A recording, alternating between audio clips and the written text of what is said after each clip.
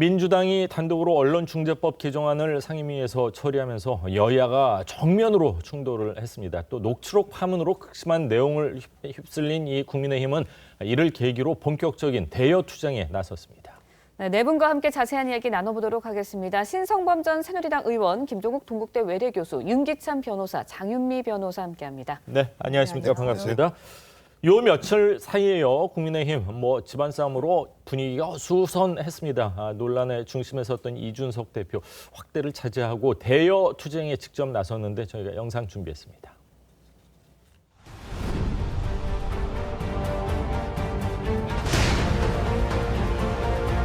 회의를 시작하겠습니다. 오늘도 저는 별로 드릴 말씀은 없습니다.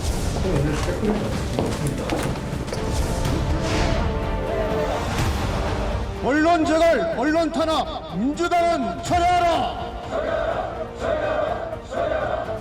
국민의힘의 이야기를 조금만 들었었다면 국민들의 집값이 폭등하고 삶이 무너지는 결과는 나오지 않았을 것입니다. 최근에 민심이 보여주고 있는 이야기를 들으십시오. 정말 자신 없을 때는 야당 말을 들어라 이겁니다.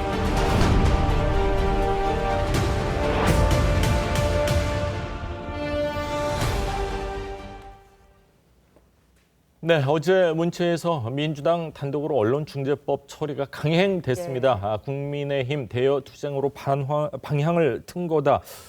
이렇게 봐야 되겠죠. 언론사 기자 출신이신데 하여튼 마음이 찹찹하실 것 같습니다. 그러니까 이게 언론중재법이라는 게 아시는 대로 언론의 잘못된 보도 때문에 국민들이 피해를 입는 것은 정말 구제해도 막아야 되는 게 분명한 사실. 예. 또 하나 당연한 것은 똑같은 가치로 똑같은 무게만큼이나 힘을 가진 사람, 권력자나 재벌이나 이런 사람들을 견제하고 감시하는 언론의 공적 임무 역시 잘 돼야 된다는 것도 똑같은 가치가 있는 건데 지금 언론중재법을 만드는 거 보면 그 국민의 어떤 언론에 대한 불신이 있다는 것을 활용해서 언론에 어떻게 보면 큰 부담을 지우는 거예요. 이게 결국은 그렇죠. 그런 법안 내용이라서 야당 입장에서는 그냥 넘어갈 수가 없는 거죠. 왜 이렇게 민주당이 급하게 서두르느냐. 제가 볼 때 첫째는 25일 날 다음 주 수요일이면은 상임위원장이 바뀌어요. 7개 자리가. 예. 근데 자기들이 상임위원장 할 때 이 문제가 되는 법안을 빨리 처리하고 싶다는 것 하나. 또 하나는 더 큰 정치적 의미로 본다면 항상 언론 개혁은 뭐하고 같이 논의돼 왔습니까? 검찰 개혁이었어요. 맞습니다. 그러니까 이 정부의 핵심들 생각에는 이런 거예요. 그러니까 언론 보수 야당 검찰이 트라이앵글 카르텔이 개혁을 가로막고 있다는 불신을 굉장히 우리끼리 가지고 있는 거예요. 그러고 이걸 밀어붙이다 보니까 이렇게 된 건데 특히나 제가 볼 때 형식적으로 보더라도 소수 정당의 그 권익을 보장한다는 안건조정위원회 여3, 야3 여당 3명 야당 3명 해야 되는데 야당에다 갖다가 여당보다 더한 열린민주당의 김의겸을 갖다가 하니까 맞습니다. 4대2가 되고 바로 그냥 통과시켜버리고 언론인 출신이고요. 이런 식으로 하는 거니까 야당 입장에서는 국민의힘 입장에서는 전력을 다해서 막을 수는 없지만 이미 넘어갔기 때문에 하지만 이거는 당연히 목소리를 내줘야 되는 거죠. 그렇군요. 이준석 대표로 좀 한정해서 질문을 좀 드리겠습니다. 말도 모두 발언 오늘 없습니다. SNS에 이제 글도 안 올리고 있다고 하는데 사람 잘 안 변한다 이런 얘기도 있잖아요. 어느 정도까지 이렇게 하면서 회복이 될 가능성이 있다고 보십니까? 리더십에요? 상황은 봐야겠습니다만 엄청난 전화나 문자 받지 않았겠습니까? 주변으로부터 좀 똑바로 합시다라는 얘기도 많았을 것 같고요. 그런 상황들 때문에 주변에서 얘기했던 것은 지금 상황을 빨리 넘어가기 위해서는 대여 투쟁의 중심에 서라라고 하는 주문들이 꽤 있었을 것 같아요. 그래서 프레임을 바꿔라. 정리 논쟁에서 언론중재법 반대 투쟁으로 바꿔라라는 얘기들이 많았을 거라는 생각이 드는 거고요. 저는 그런 차원에서 저희 주변의 요청들을 본인이 수용한 것 같지만 전 제가 볼 때는 여전히 준내전 상태예요. 제가 볼 때는 지금 휴전 정도라는 상황이 든다고 생각이 들고요. 왜냐하면 이번에 사실상 윤석열 캠프가 완승한 상황이 돼버렸어요. 그렇다면 반대 진영 같은 경우는 이 부분에 대해서 나름대로 다양한 방법으로 대응하지 않겠습니까? 지금 휴전 상황이라는 생각이 들고요. 기본적인 서로의 불신이 풀리지 않으면 다시 또 이 문제가 불거질 거다. 이유가 뭐냐면 윤석열 캠프는 그런 고민이 있는 것 같아요. 적어도 이준석 당대표가 특정 후보를 지지하는 거 아니야? 플랜 A가 아닌 플랜 B를 가동하는 거 아니야? 이런 의구심이 상당히 많이 있는 거고 이준석 당대표 같은 경우는 입당부터 시작해서 당대표를 패싱하는 거 아니야? 그다음에 저 지지율 1위라는 것을 가지고 전면군처럼 들어온 거 아니야? 홍준표 의원 같은 경우도 그런 표현을 썼기 때문에 이 쌍방 간의 이런 불신, 아주 깊은 불신들을 해소하지 않게 된다면 예. 저는 어떤 그런 촉발점만 만들어지게 되면 그렇네요. 그렇죠? 이거 아주 단순한 겁니다. 전화통화 내용을 얘기하다 사적인 전화통화 내용을 얘기하다가 정리가 무슨 뜻이야 가지고 논쟁이 벌어진 거거든요. 그렇다면 이런 불신은 상당히 많을 거라 생각이 들기 때문에 핵심은 윤석열 후보와 이준석 당대표 이 두 분 간의 불신의 골을 좁히지 않게 된다면 저는 언제라도 다시 휴전이 예전으로 이동할 수 있다고 생각을 합니다. 예. 네, 그동안 야당이 언론 재갈 물리기다라고 비판을 해왔던 언론중재법 개정안 결국 여당 단독으로 국회 상임위 문턱을 넘었고요. 25일 본회의 최종 처리만 남게 된 상황입니다. 여야 대치 상황 영상으로 보고 이야기 이어가겠습니다.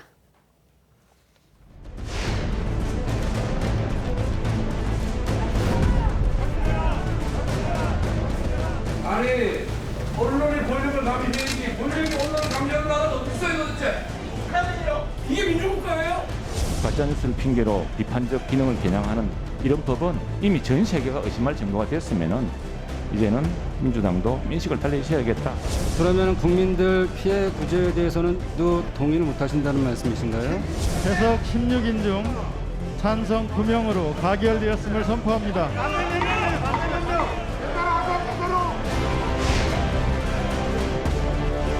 한마디로 언론중재법이 아니라 언론중죄법을 만들어 버렸습니다. 민주당의 입법 폭주를 강하게 규탄하지 않을 수 없습니다. 현장에서 악용될 소지가 있을 것으로 보여지는 그런 조항들을 이번에 많이 걸러냈어요.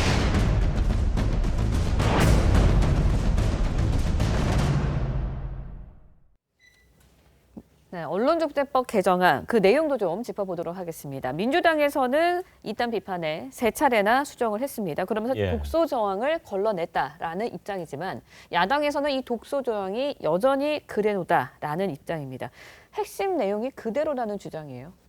그러니까 가장 큰 문제점이 이제 징벌적 손해배상 제도거든요. 그 징벌적 손해배상 제도 내에 포함되어 있는 뭐 악의 추정, 악의 중과실 추정 규정 이런 것들은 사실 일반 법 체계와 맞지 않는 것인데 가장 큰 문제는 이 언론이 담당하는 것이 이제 국민의 알 권리 보장과 표현의 자유라고 표현되지만 사실은 권력기관이나 정책 등을 견제하는 기능도 상당히 큽니다. 예. 이런 만약에 조항들이 들어가게 되면 사실은 심리적으로 사전 검열과 다름이 없어요. 그러니까 기사를 함부로 쓰기 어렵고 지금 민주당에서는 독소 조항 중에 일부를 뺐다. 예를 들면 공직윤리법상의 정보공개 대상인 분들에 대한 그 징벌적 손해배상은 청구할 수 없도록 했다 이렇게 돼 있는데 문제는 뭐냐면 그분들에 대한 보도가 전직인 경우는 가능한 거예요. 문제가 있는 거예요. 그리고 또 하나는 사실 모든 정책 집행이나 이런 것들은 3급 이하에서 진행이 되거든요. 검경 같은 경우에도 뭐 치안감 이런 분들이 그 수사하지 않잖아요. 그다음에 뭐 대검 검사급 이런 분들이 수사하지 않잖아요. 그렇기 때문에 실제 수사나 정책 집행 부분과는 유리된 민주당의 어떤 입법이다 이런 생각이 하나 있고 또 하나는 가장 큰 것은 사실 과잉 입법입니다. 그러니까 일반 민법 조항이나 형사 처벌 조항이 다 있음에도 불구하고 또 언론중재법도 다 있어요. 현재도 있고 그 내용에 보면 정정보도 청구, 추후보도 청구, 반론보도 청구 다 있거든요. 근데 이것을 충분하게 기능함에도 불구하고 여기에 덧대가지고 이렇게 한 이유가 뭐냐. 그래서 사실은 이전에 이런 말이 없었어요. 문제는 뭐냐면 조국 장관에 관련된 보도가 나오고 정권에 대한 비판적 기사가 나오고 이스타 항공에 대한 기사가 나오고 뭐 김의겸 이분에 대한 기사가 나오고 이런 것들에 대해서 피해를 입은 당사자들이 나서서 입법을 추진했던 부분이에요. 그렇기 때문에 이것은 과연 국회의원의 입장에서 국민을 위한 입법이냐 아니면 자신들 이해 당사자들 피해를 본 언론에 따라서 자신들 주장에 따르면 가짜 뉴스에 피해를 본다고 주장하는 분들이 입법 과정에 참여한 이게 과연 국민을 위한 법이냐에 대해서 문제 제기가 있었던 거고 그럼에도 불구하고 절차상 말씀 주셨지만 법안 소위에도 문제가 있었고 법안 소위에서 대안 구성 과정에서 문제가 있었어요. 안건조정위원회요. 안건조정위원회에서도 사실은 3대3 구성하라는 것은 뭐냐면 여당과 야당이 동수로 하라는 겁니다. 그렇죠. 수기 과정을 거치라는 거예요. 그 말은 찬반이 동수로 구성하라는 것인데도 불구하고 김의겸 의원을 구성함으로써 4대2로 통과됐단 말이에요. 예. 이런 절차상 문제점까지 포함하면 이것은 민주적 절차도 어겼다. 이렇게 생각이 듭니다. 그렇군요. 뭐 누구를 편들 생각은 전혀 없습니다. 언론으로부터 뭐 악의적인 보도로 인해서 피해를 받으신 분들 입장에서는 아마 박수를 칠 수도 있을 거라고 생각을 해요. 그렇지만 지금 말씀하신 것처럼 과잉 입법이라는 부분은 뭐 이 논란에 대해서는 피할 수가 없을 것 같습니다. 그리고 처리 과정 얘기를 했지만 지금 안건조정위원회 수기 기간 최장 뭐 한 90일 정도까지 가질 수 있다고 하는데 이런 거 다 없애고 김의겸 의원이 누굽니까? 열린민주당인데 야당 몫으로 갔다는 것도 사실 굉장히 또 비판의 목소리가 나오고 있거든요.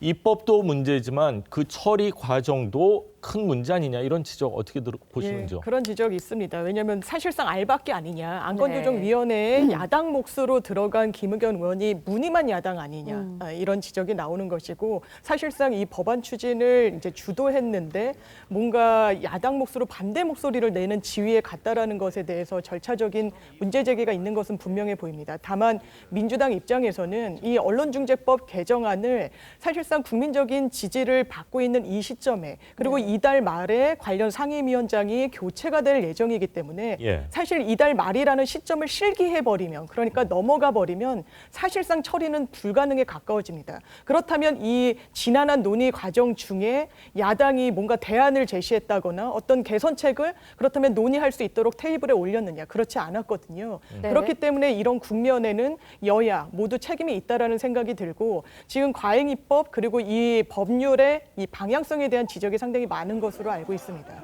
그런데 최근에도 헌재가 사실적시 명예훼손을 형사처벌하는 것이 위헌이 아니다라고 판단하면서 그 근거로 제시했던 것 중에 하나가 우리나라에서 징벌적 손해배상, 명예훼손과 관련해서 도입되지 않았다는 부분을 거론했습니다. 왜냐하면 사실상 기사 그리고 사실이든 허위 사실이든 명예훼손성 게시물이 게시가 된 상황에서 피해자는 그 피해가 걷잡을 수가 없어집니다. 굉장히 인터넷이나 SNS 등 여러 유통 경로로 그 부분이 전파력을 높이 가져가게 되고 그렇다면 나중에 그 사실관계가 바로 잡히더라도 이미 발생한 어떤 피해는 회복이 불가능하게 되기 때문에 법률적으로 모든 피해를 보상하는 것은 금전입니다. 그렇기 때문에 이 금전을 좀 현실화할 필요가 있다라는 문제 제기는 예전부터 있었고 제가 언론중재위원 위원 활동을 할 때도 안에서 손해배상 소위로 이 실제적으로 손해배상 금액을 높여야 된다라고 해서 이 기준표를 굉장히 상향 조정을 했던 선례가 있습니다. 어떤 이런 흐름 속에서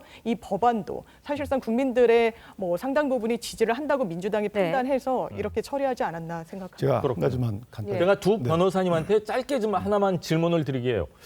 만약 정권이 바뀔 수도 있는 거 아닙니까? 그럼 지금 야당에서는 반대를 하고 있는 거고 그 여당에서는 지금 약간 밀어붙인 상황인데 정권이 바뀌었을 때 어떤 상황이 벌어질 거라고 생각하세요? 뭐 정권을 잡은 분들이 언론의 비판으로부터 벗어나고 싶어지겠죠. 그러나 이 법안에 대한 입장은 변화되면 안 된다고 보는 것이고요. 지금 말씀하신 것처럼 사실적시 명예훼손이 있는 마당에 징벌적 손해배상은 사실은 이건 본인이 입은 손해보다 훨씬 더 많은 양의 돈을 낸다는 것이기 때문에 재산형의 일종이거든요. 일종의 형벌로 봐서 이중 처벌의 위험이 하나 있는 것이고 또한 대안을 안 냈다고 이제 말씀 주셨지만 맞는 말씀입니다만은 16개 법안을 냈어요 민주당이. 그런데 그것을 대안으로 묶는 과정에서 사회적 공론이 전혀 없었고 수기 과정이 전혀 없었고 국민의힘의 대안은 뭐냐면 그 법안에 있는 내용을 폐기하는 겁니다.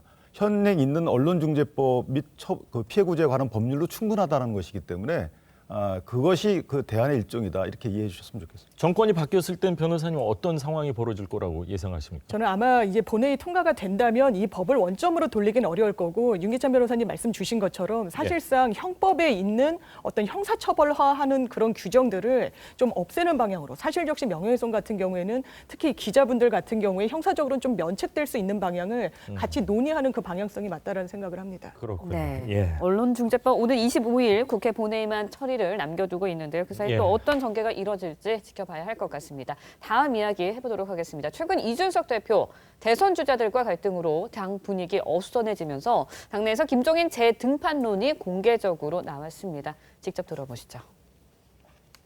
사실 김종인 위원장의 도움을 받지 않고 이번 대선을 치렀으면 하는 마음이 분명히 있었는데 당에 어른이 없구나, 예.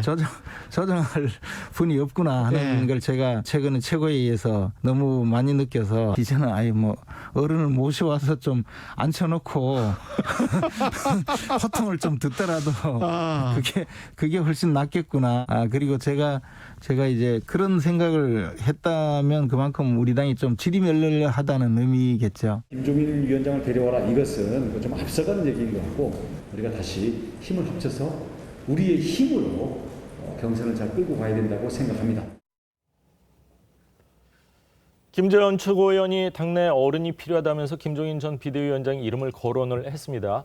제 기억이 정확한지는 모르겠는데요. 초선 의원들은 어떻게든 김종인 전 비대위원장을 당에 좀 남겨두고 싶어 했었고, 다선 의원들은 많은 분들이 어떻게 좀 빨리 좀 나가셨으면 하는 그런 속내를 좀 드러냈었거든요. 근데 확 바뀌어버렸습니다. 뭐 김재원 최고위원 혼자 생각일 수도 있지만요. 그때 그러니까 다시 모시는 일이 없었으면 좋겠다는 그때 주호영 원내대표의 말 때문에 뭐 김종인 전 위원장이 시체말로 삐졌다 이런 얘기 나왔었는데 아니면 모르겠습니다. 근데 그 김종인 전 위원장을 선거관리위원장으로는 안 돼요. 그거는 격도 맞지 않고, 그거는 지금 말씀하시는 뭐 황우여 전 대표나 정홍원 총리 맛에 맞고, 김종인 위원장은 따로 쓸 데가 있는 거예요. 왜냐하면은 아시는 대로 지금 여권에서는 그나마 이해찬 전 총리가 가닥을 잡고 무게중심을 잡는데, 지금 이번에 봤습니다만 당내 갈등 상황에서 거중 조정할 김재원 의원의 말 맞다나 전의 말 맞다나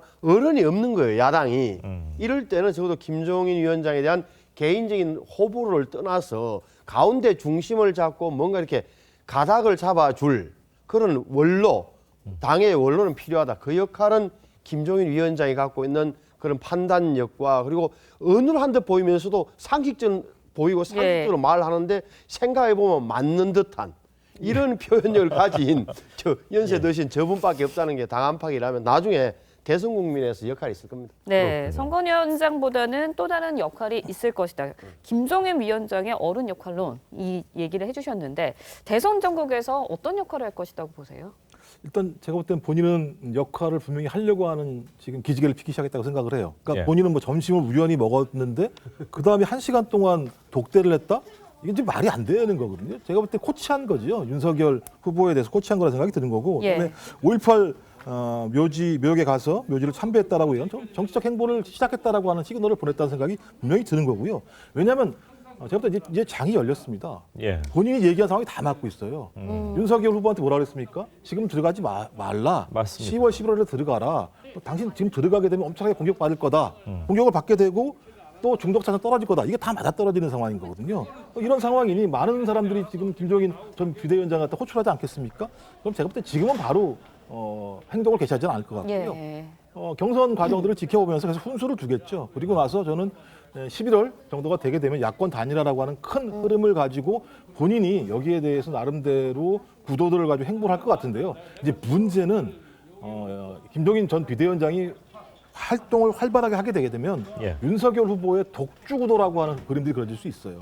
그랬을 때 반대에 있는, 그러니까 반윤에 있는 후보들이 엄청난 저항을 할 수 있기 때문에 어떤 그런 과정에서 얼마만큼 김종인 전 비대위원장이 그런 것들을 잘 조정할 수 있을지 좀 지켜봐야 될 것 같습니다.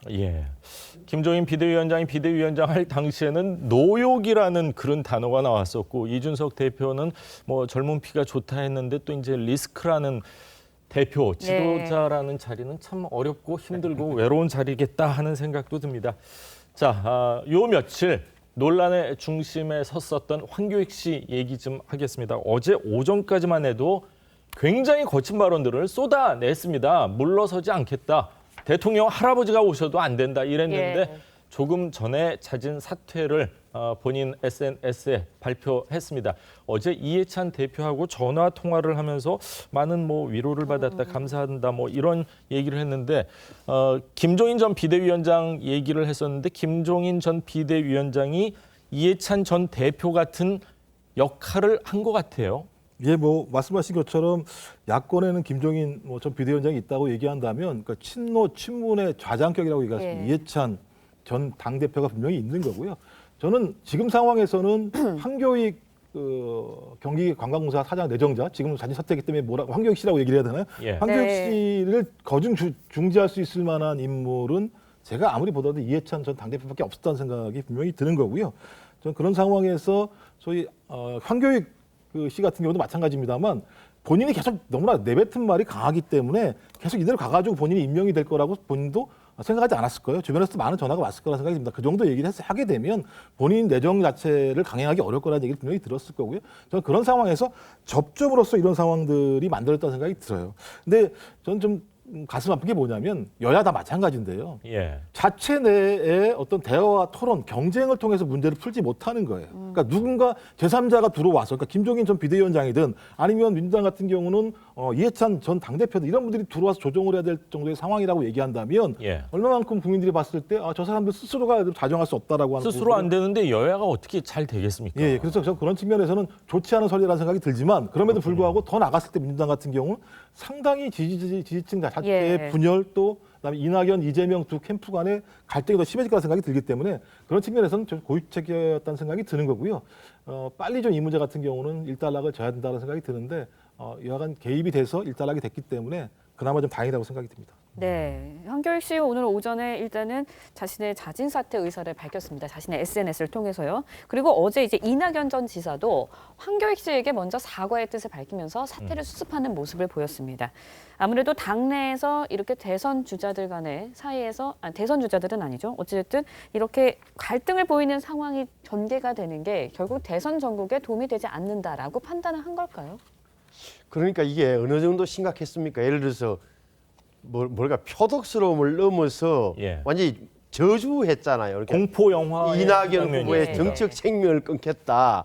그 정도 말이 나오니까 이것은 황교익 후보자의 내정자의 적격성 여부를 떠나서 민주당 전체의 경선 구도에 영향을 줄 만큼 문제가 커진 거예요. 그러다 보니까 이걸 누가 수습할 거냐? 제가 짐작컨대는 그래서 이해찬 전 대표가 뒤에 있다가 나오신 거예요. 제가 짐작컨대는 이거는 예. 이재명 지사가 요청했을 가능성이 더 높다라고 봐요. 예. 그러니까 본인이 나서서 다시 자기가 지명했던 사람을 지명 처리하기는 뭐하니 대표님께서 나서주십사. 그럼 아주 노련한 이해찬 전 대표가 나서가지고 양쪽에 조정을 했다고 봐요. 그러니까 예를 들어서 이낙연 대표 측에도 좀 사과 좀 해라. 그러니까 이낙연 대표 측에서 그냥 그 친일 이야기한 것은 너무 앞서 나간 거다 우리 캠프에서 하니까 뒤이어서 황교익 씨가 뭐라 그랬습니까? 예. 연미복이니 그런 뭐 이런 내가 예. 표현을 잘한 것은 예. 또 나도 지나쳤다고 생각한다. 과했다. 예. 뭐 이렇게 된 거고 제가 방금 보니까 46분 전에 황교익 씨가 SNS에 페이스북에 올렸네요. 예. 그래서 이거 쭉 보니까 소모적 논쟁을 하면서 공사 사장으로 근무하는 우리입니다. 그래서 경기관광공사 사장 후보자 자리를 내놓겠습니다. 예. 45분 전에 올렸어요. 그러니까 완전히 자진 사퇴한 거고. 근데 그 전에 어제 이분이 올린 걸 유심히 보니까 이해찬 전 대표의 설득이 주요한 거예요. 위로해줬다. 예. 황교익 씨는 문재인 정부 탄생에 기여한 분이다.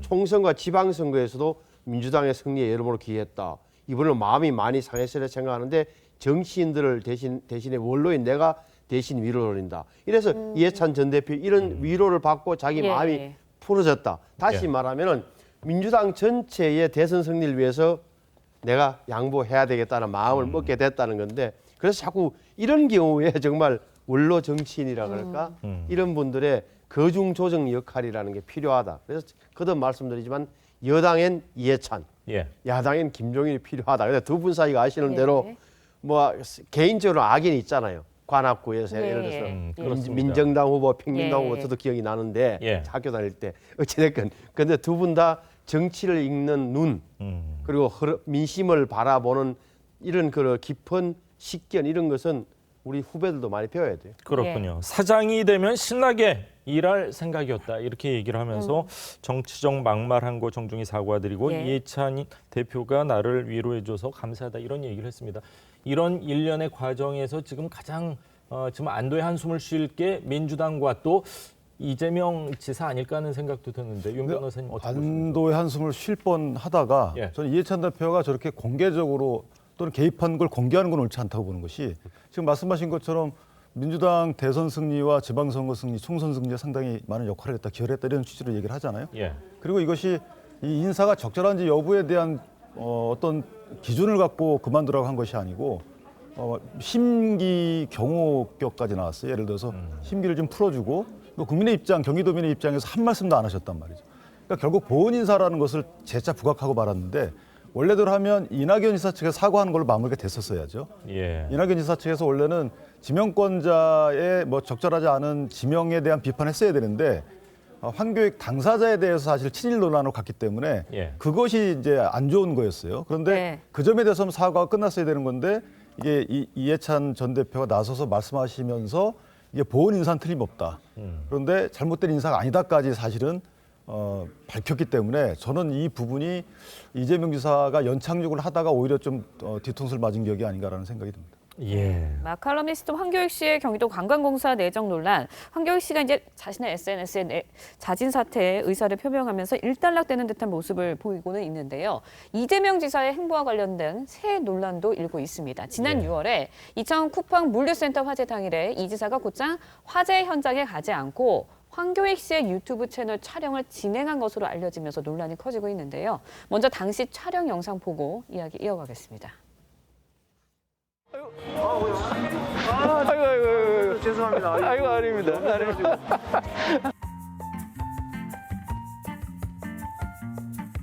저는 이제는 그 청소년기의 추억들 돋으라고 떡볶이 먹자 그랬는데 이거 청소년기에 한 번도 드시지도 않았던 그때는 못 먹었던.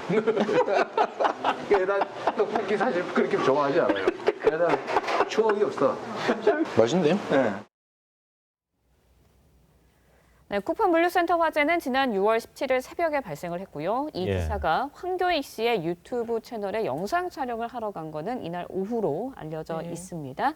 화재 상황이 심각한 것을 알고 있었을 텐데 촬영을 강행했다. 이런 부분에서 비판이 일고 있는 것 같아요. 그렇습니다. 사실 이 황교익 TV에서 이 영상이 게시된 건 7월 중이긴 한데 이 영상 속에 어떤 드러나는 날짜 같은 것을 봤더니 이천 물류센터 화재가 발생했던 때였고 그 당일이었고 한 6시쯤 촬영한 걸로 지금 알려져 있습니다. 오후 6시죠. 그렇습니다. 불난 건 새벽 5시 맞습니다. 35분쯤이고요. 그렇기 때문에 그렇다면 화재 진압에 이제 주력해야 되는 지사가 이렇게 지방까지 가서 한 유튜브 채널에 출연했던 것이 맞느냐 이런 의혹이 당연히 제기될 수밖에 없는 부분이 있고 이것과 관련해서 사실 이 지사 측의 해명은 그렇습니다. 이 오전 중에는 그리고 이 촬영을 했던 그 시점 중에는 오전에 발생한 화재가 어느 정도 진압이 됐던 것으로 공식적으로 좀 보고를 들었다. 그래서 아마 내부적으로도 이 유튜브 촬영 일정은 이미 나와 있었을 것이기 때문에 연기할지 말지를 논의를 했었을 것으로 보는데 1박 2일 일정으로 경남을 방문했다고 그러더라고요. 그날. 네. 그래서 그 일정은 일단 강행을 하되 이 화재 상황은 계속 챙겼던 걸로 보이고 이 지사는 일단 그 화재 발생 다음 날 새벽, 그러니까 18일 새벽 1시에 바로 현장에 가서 이 진압 활동을 진두 지휘했다라는 해명을 내놓고 있는 그런 시간을 들어보면 녹화 이제 다 끝나고 경기도 이천으로 바로 직행하지 않았나 뭐 이런 생각을 저희가 추측을 해볼 수가 있는데 여야 대선 주자들 뭐 일제히 이재명 지사 행보 비판을 하고 있습니다. 물론 1박 2일 경남 일정이고 오전에 이제 경남지사와 뭐 상생 협약식을 가졌다고 하는데 새벽 1시 그러니까 불이 난 걸로 따지면은 뭐 거의 하루는 아니군요. 한 18시간 지난 이후에 이제 화재 현장에 도착을 한 거거든요. 그리고 이 좀 광주 소방서 구조 대장분께서 그때 지하 2층에서 사망하는 사건까지 김동식 대장이라고 이름도 나오죠. 기억나잖아요. 그리고 그때 이제 실종 당시가 그날 당시 17일 오후 12시 한 6분쯤에 실종된 걸로 지금 언론 보도에 나와 있거든요. 그러면은 그런 부분에 대해서도 보고를 받았음에도 불구하고 먹방 유튜브를 했다. 여야 다른 대선 주자들 입장에서는 당연히 좋은 공격거리가 나타난 것 같다. 이런 생각 드는데. 필미를 제공한 거죠. 그러니까 지금 정확히 알아야 될 게 지금 소방방재본부라는 게 옛날에는 이제 뭐 소방청인가 방재청인가가 중앙 단일이었는데 지금 보십시오. 다 도마다 소방재난본부가 따로 있어요. 경기도 소방재난본부, 경상남도 소방재난본부. 여기는 지사의 지시를 받아요. 지사 산하에 이게. 옛날에 내무부나 이런 거에 뭐 기억나겠습니다. 근데 따라서 그래서 옛날에 경기도 지사 산하이기 때문에 당연히 보고는 보고는 지사가 받아야 돼요. 받았을 겁니다. 그런데 말씀하신 대로 김동식 대장도 보고가 다 됐을 테고 그런데 불구하고 예정됐던 먹방 촬영 일정을 그만 안 두고 그거 다 마치고 뒤늦게 이튿날 새벽에 현장에 도착하셨다는 거니까 이 부분에 대해서는 뭐라 그럴까 당시의 상황 판단이 뭐 도청의 설명에 의하면 잘 끝날 것도 근데 그것도 좀 이상한 거고 어찌됐건 당시에 보고를 제대로 받았는지 그 당시 이재명 지사의 판단은 어땠는지 이런 부분에서는 뭐랄까 본인이 좀 해명할 필요가 있는 것 같아요. 이런 식이라면 굉장히 자기 생색내고 뭐가 홍보 활동에만 전념하는 거 아니냐? 자기 집에는 경상도 내려가 있지만 창원에 내려가 있지만 경기도에서는 저런 일이 벌어지고 있는데 보고를 받고도 가만히 있었다라고 한다면 판단력이나 이런 데 문제가 있는 거죠. 화재 발생 정확히 뭐 한 20시간 만에 이제 현장에 도착했다 이렇게 볼 수가 있는 것 같습니다. 네, 그런가 하면은 이낙연 전 지사와 관련된 새로운 의혹도 제기돼 논란이 되고 있습니다. 일부 유튜버들에 대해서 경기도로부터 홍보 브리핑을 받았다라면서 유튜브 블랙리스트 작성이 됐다라는 의혹이 일고 있는 건데 일단 해당 유튜버들 강하게 반발하고 있습니다. 뭐 말씀하신 것처럼 근데 이제 이낙연 캠프도 마찬가지입니다만 예를 들면 명백한 증거를 제시할 필요가 있어요. 그러니까 경기도에서 얼마만큼 홍보비를 지출을 한 건지 그리고 전체적인 홍보비에서 유튜브 홍보비가 어느 정도를 차지하는 건지 그런 것들을 제기하지 않고 문제 제기를 하게 되면 지속적으로 두건 난타전이라는 양상으로 갈 수밖에 없다는 생각이 들기 때문에. 근데 의혹을 제기할 때 그런 걸 알려면 공무원들이나 누가 제보를 해주지 않으면 현실적으로는 알 수는 없는 거 아닌가요? 그러니까 그런 내용들을 갖다 공개를 해야 되는 거죠. 공개를 하지 않고 나서 홍보비가 갔다라고 얘기하고 또 이 유튜브들은 얘기하는 게 뭐냐면 경기도는 물론 그 어떤 공공기관으로부터 광고를 받은 바가 없다라고 얘기하고 있기 때문에 또 쌍방이 다른 얘기를 하고 있는 상황이어서 그렇다고 얘기한다면 뭐 제가 반박하는 건 아니고요. 6개 유튜브를 지금 딱 지목을 했습니다. 근데 정확한 워딩이 매체 대부분은 경기도나 공공기관 광고를 받은 적이 없다 그랬는데 그럼 6개 가운데 한두 개는 받았을 수도 있다는 거 아닌가요? 그래서 저는 그 내용을 공개하라는 거죠. 이낙연 캠프에서 내용을 알고 있다면은 그 내용을 공개하고 이재명 캠프도 마찬가지입니다. 뭐 경기도겠죠. 경기도 이 내용을 공개하면 되는 문제라는 생각이 드는 거고요. 그래서 그 내용이 나온 다음에 이것이 뭐 부당한지 잘못됐는지 이런 것들을 좀 고민할 필요가 있을 거라는 생각이 드는 거고 또 역으로 따지면 유튜브도 마찬가지인데요. 저는 이거는 일반적으로 선거 캠프에서 일상적으로 하는 어떤 예를 들면 내용들이에요. 이게 무슨 별다른 내용들이 아니라 어떤 내용이 구체적으로 그러니까 유튜브에서 어떤 언론 지형 과정에서 언론 어떤 방송사, 어떤 예를 들면 신문사, 어떤 유튜브가 우리에서 어떤 내용으로 공격을 하는지 약간 우리 편이고 우호적인지 아닌지 이건 뭐 제가 볼 때 어느 캠프나 다 하는 것인데도 불구하고 이렇게 만들어놓은 내용이 블랙리스트라고 얘기하는 것 자체는 제가 볼 때는 그냥 공격의 소재로 삼기 위한 거라는 생각이 드는 거고요. 만약에 그렇다고 얘기한다면 블랙리스트를 만들었다면 거기서 불이익을 줘야 되는데 캠프가 어떤 불이익을 줄 수 있는지 잘 모르겠기 때문에 전 제가 볼 때 이런 문제를 가지고 논쟁할 필요는 없다. 오히려 더 큰 문제들이 많이 있음에도 불구하고 그 문제에서 제기하지 않고 있고 계속 이렇게 난타전 형태로 가게 된다면 제가 볼 때는 그런 난타전에 증빙을 하지 못하는 증거를 내놓지 못하는 캠프가 오히려 결론적으로 자기 부메랑으로 돌아올 수 있어요. 매번 느끼는 거지만 증거 없이 제기하게 되면 계속 그 네거티브에 자기가 빠지게 되고요. 그 네거티브에서 헤어나오질 못해요. 그럼 결론적으로 끝까지 네거티브하다 끝나게 돼요. 근데 그렇게 네거티브하는 진영 자체가 명확한 증거를 제시하지 못하면 매번 졌던 사례들이 훨씬 더 많습니다. 좀 그런 측면에서 명확한 증거를 가지고 말씀하시는 게 중요하다고 생각을 합니다. 재난지원금도 그렇고요. 관광공사 사장 내정도 마찬가지고 만약 홍보비가 특정 캠프나 특정 유튜버나 특정 언론에게 좀 집중이 됐다 그러면 이건 역시 지사 찬스다 이런 비판. 큰 문제가 있는 거죠. 그러니까 이거는 그러니까 지사 찬스라는 말이 자꾸 나오는 이유가 지사의 집행력을 이용해서 경선 국민에 유리하게 작용하는 것 아니냐 의심이 있는 거 아닙니까? 일부에서는 도청 캠프라고 이야기하는 이유가 홍보 대변인이나 이런 데 SNS 요원들이 많고 그분들이 다 기본 시리즈에 대한 그런 홍보 활동을 많이 하고 있다면 이재명의 후보라는 이름은 안 넣지만 사실상 경기도를 홍보하고 결과적으로 이재명 후보를 홍보하는 꼴이 된다면 결론이 된다면 그게 그 지사 찬스죠. 그렇군요. 홍보 예산 같은 경우는 아마 다음 해에 시의회에 다 보고가 돼서 공개가 될 텐데 과연 지금 당장 경기도에서 공개할 의향이 있는지 없는지는 좀 더 지켜봐야 될 것 같습니다. 자, 신성범 의원, 김종욱 교수 두 분 말씀은 오늘 여기까지만 듣겠습니다. 감사합니다. 고맙습니다.